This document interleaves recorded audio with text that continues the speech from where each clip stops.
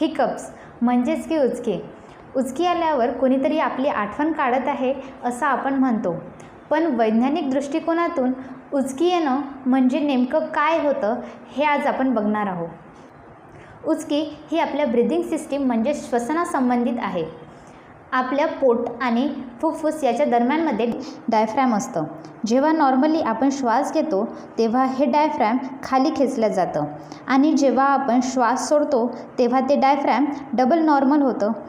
एखाद वेळेला आपण खूप घाईगडबडीत फास्ट जेवत असू तर आपलं पोट हे फुगतं आणि डायफ्रॅमच्या हालचालीसाठी त्याला पुरेशी जागा मिळू शकत नाही.